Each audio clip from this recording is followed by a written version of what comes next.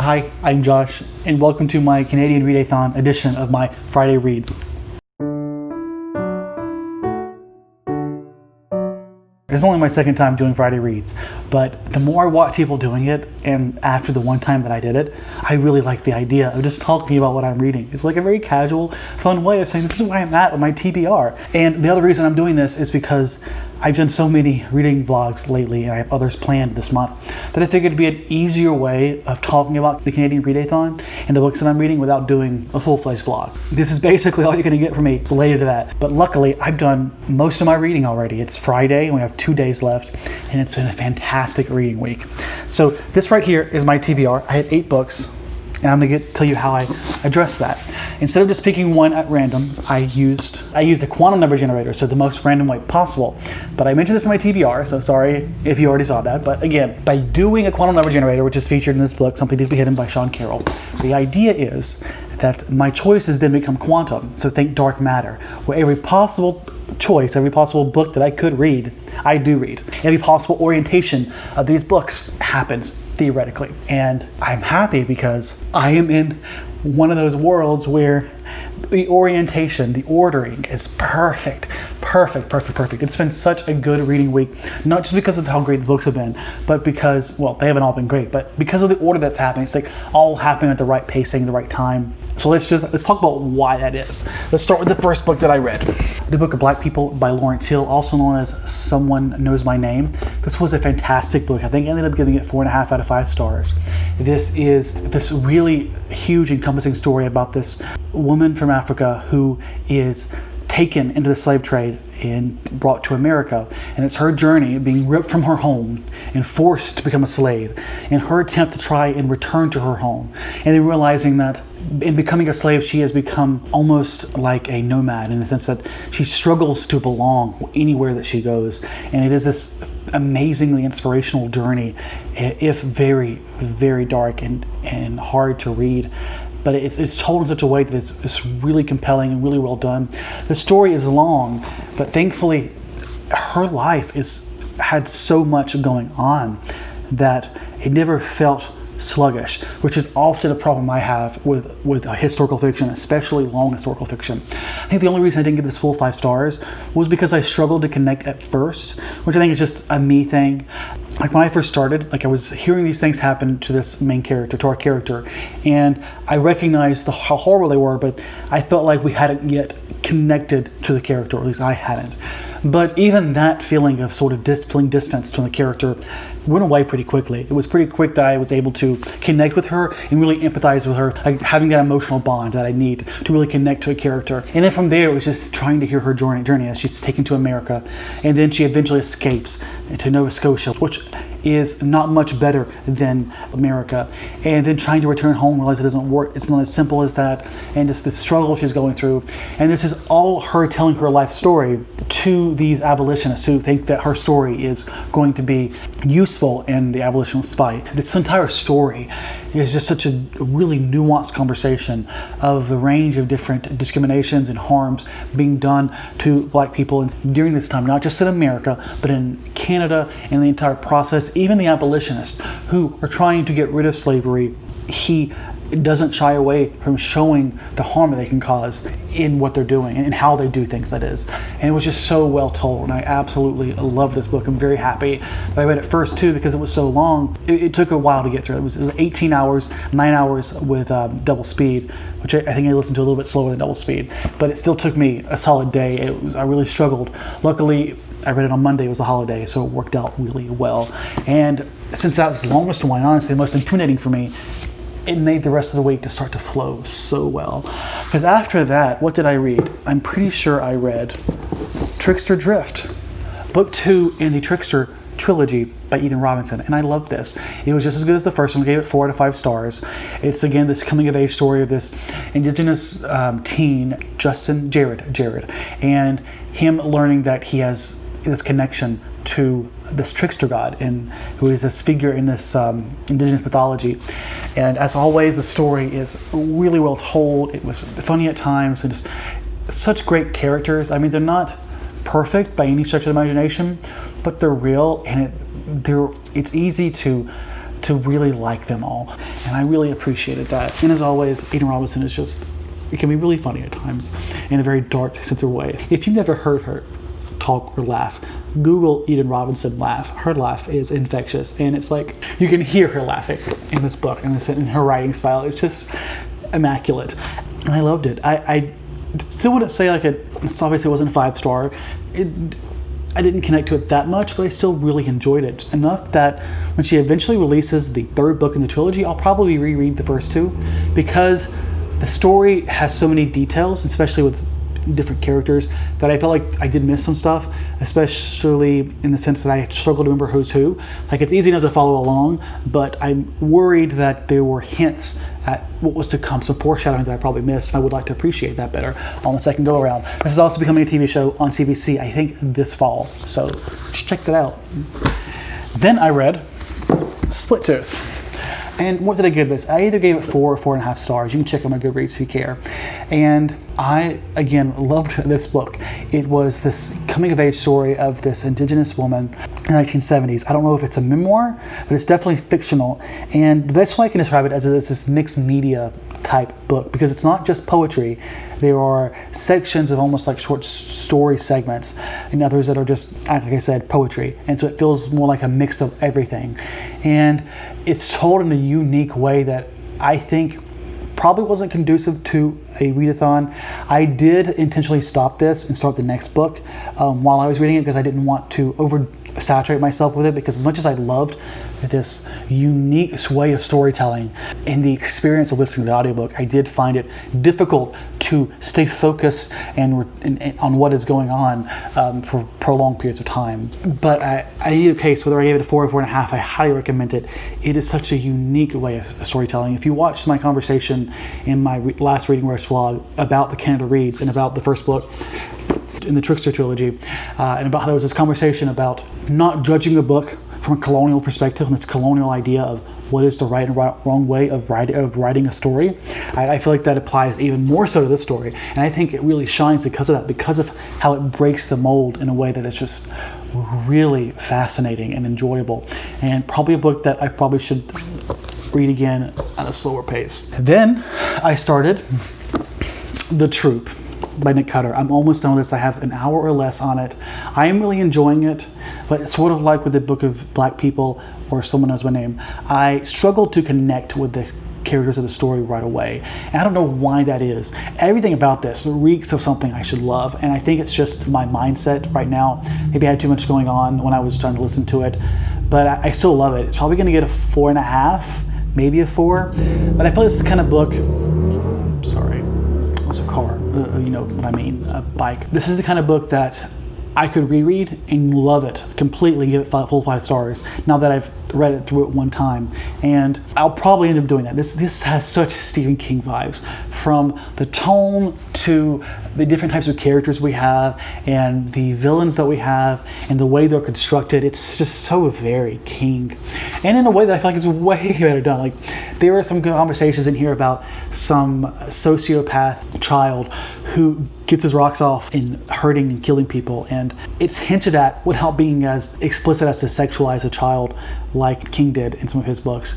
And it's a much better way of dealing with these villains in a way that doesn't contribute to the harm, I think, which I've begun to realize something that King is really, what am I looking for? Not guilty of. Something that I think King is guilty of. But that's a conversation for another day. So I'm really liking it, and I think even if I didn't give it a full 5 stars, maybe it just wasn't the right time when I read it, but still love it. It is very unnerving and gruesome, and I love it. I love it when I can just sit there and get goosebumps from being so disgusted. It's like, oh my God, what did I just hear? I am living for this. Disgust me. I want you to make me vomit. You know what I mean. It's just, well, maybe you don't. I like the gore of it. But if you don't like gore, the book's not for you. So the next book I'm reading, because I've already done the Quantum Number Generator, is Bunny by Mona Awad. And this is one that I really want to make sure that my mindset is right. I don't want to fuck it up like I did with The Troop, once I feel like I did with The Troop, because I have this feeling that it's going to be the perfect book for me. It's so weird, dark, cultish, everything that I feel like I should love. And since it's the weekend, I think it'll be even easier for me to stay focused on it. I was ahead, like I could have finished The Troop last night probably, but then I watched the live show discussing The Deep with Ashley from Lucas Realms and other people, including Erica from The Broken Spine, and I forget the names of the other people, please don't hate me. But it was fantastic. It went on for hours, and it was like a fantastic, I mean, it was a great discussion, but then there was the almost like podcast style at the end. We just were discussing things in general. It was really fun to watch. They had amazing chemistry, which I know a couple of them watch my channel, so if you're seeing this, fantastic show, by the way. I loved it. After that, I have, oh, wait a second, damn it. I missed a book. I missed a book and I hate it. Actually, I did kind of hate it. Before The Troop, I read All Are Wrong Todays by Elon Mastia. In this book, Jesus Christ. That's a time travel book with some like multi-world type thing. In theory, this is a book that I should love, and I do love the concept, but Jesus Christ, this is a terrible book. I gave it 2 stars. Part of me wanted to give it 3 stars, but I think the best way to describe this book is it's the best 2-star book I've ever read. Like, it's enjoyable. I didn't hate it, but there was a lot I did not like about it. From the writing style to the way the story is constructed. The problem with this kind of story is that he tries really hard to make it feel like it's grounded in science. But the problem with that is that if you want your characters to be very scientific and your story to be grounded in solid science, when you try to over-explain a sci-fi narrative, it just sounds like fucking nonsense, and I couldn't stand it. And then there was the characterization. It felt very forced. Like, this conversation about sexism wasn't well done. It was like really heavy-handed. And then there was the basic premise. This guy comes from an alternate world where they had this really advanced energy generator created in the 1960s, which changed the world. Meant that we had this world of the Jetsons basically in 2016. And then he goes back in time with the time machine, and he accidentally messes it to where they never make the generator. So now we have the world we know now. And there's a lot of problems I have with this, just because he presents this world of a utopia, all based around energy generator, to which I say, you realize a lot of this technology is not about energy. It's much more than about having access to the energy. There's a lot more that goes into this technology than that. And then there's other things like the energy itself, like having energy and being able to transport it, being able to store it. Those are all very different conversations, which I know I'm letting my scientist engineer side overanalyze this, but I just feel like when you make your story hinge so heavily on that conversation, it becomes nonsensical, which maybe you as the reader, if you're not familiar with the topics, you wouldn't overthink it. But there's more to it than that. He wants us to believe that, okay, we have this world where there's plenty of energy and there's this advanced technology, so luckily there's no discrimination whatsoever on the basis of sex, race, or so on and so forth. And it's just this perfect utopia, and it's so fucking convenient, and I despise it. It's like there's no nuance. Like, for Christ's sakes, start pretending your world is perfect. Like, it's necessary for him to justify trying to then change time again, because he changed history, which means he has new people that he has to basically destroy to fix. Like, that's the basic premise of this book. I don't think I'm really spoiling it.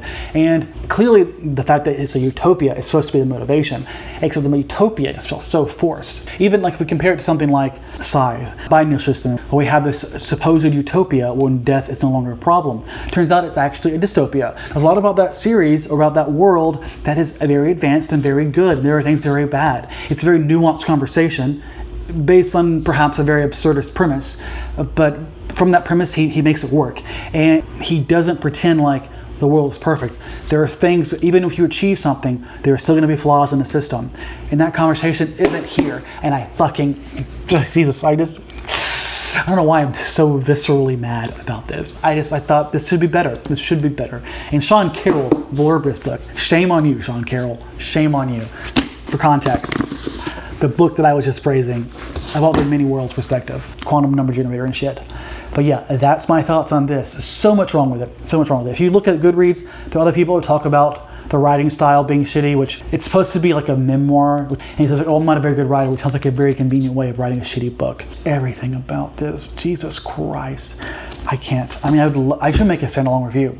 Just break down all the shitty parts of it. Really quick, I just wanted to mention a really good alternative to this book would be My Real Children by Joe Walton. I read this back in April or May. It's this book based on this woman who's split between two realities. One where she married this man and one where she didn't. And while it's much less about the sci-fi side of it, it does a fantastic nuanced conversation about the implications of choice, the effect it has on our lives and on society, from the individual to societal conversations.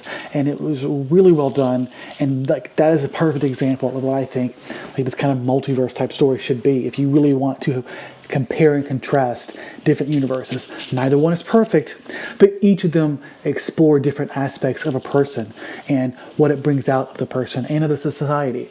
Highly recommend that book. Please check it out. After Bunny, I have 2 books left. Oh, Jesus Christ. The Penelope Ad by Margaret Atwood. I feel confident I'm going to finish this. And then I have Essex County, this full graphic novel. Will I read this? I don't know. What time is it? 21, almost 8, 9 o'clock. I'll probably get through the first couple hours of Bunny tonight, hopefully. I haven't started Essex County, but I've included it in my Condom number generator. So it's just by chance that I haven't stopped to start reading that. That's part of why I've been able to get through all these audiobooks so quickly, because I haven't even started Essex County. And personally, I don't hate that. Like, the audiobooks have been a fun experience. And it's the weekend, so maybe I'll have more time to just binge read it. We'll see if that actually happens, how it works out. I'm not that concerned, but I feel really good about the progress I've made. Even my worst book made me feel a lot. And what more can I ask from a book, am I right? That is my Friday reads. That said, surprise, I bought more books. I don't know what it is. If I go downtown, the bookstore's open, I can't not walk in. So I bought 4 more books, just because why not? Stephen Jay Gould. He was a skeptic and a scientist who died questioning the millennium. I think it's about skepticism in the new millennia, like, the turn of the millennia. I don't know. Why did I buy it? Because it was cheap and small. Haunted by Chuck Palahniuk. And this is just one of those horror books that I've seen in lists that I've wanted, and I found it. It's a pretty good copy, actually. H is for Hawk by Helen McDonald. This is a book that I bought purely because I heard it being praised by Olive at A Book Olive. And then The Road to Disunion. I'm not sure if I heard about this from Peg at the History Shelf, but she has talked about the Civil War before. So even if I don't remember her saying that, mentioning this book directly, I probably found it after looking it up because of her. But I'm pretty sure she recommended this series, which is a trilogy of books called The Road to Disunion, which is about the Civil War. This is volume 2. It was $5 and it's such a good condition, so I figured I should grab it now. And I'll try to get the other 2 volumes eventually, because it was one of the Civil War trilogies that I'm actually really interested in reading, because I'm pretty sure it's on audio, which is really one of the main reasons. Those are the new books that I have. I didn't buy that many. The problem with going to these bookshops is that it's still a pandemic, so they're not accepting new books. Now that I've been there, it's just the same books. So it gets harder and harder to find new books that I'm interested in. Probably have to hold back a bit on buying more from the bookshops, especially since I already have enough books. Jesus. Thank you so much for watching. I hope you enjoyed this. Let me know what you've read during the Canadian ReadEHthon and your thoughts on the books that I've read. And as always, have a fantastic day and stay safe. Bye.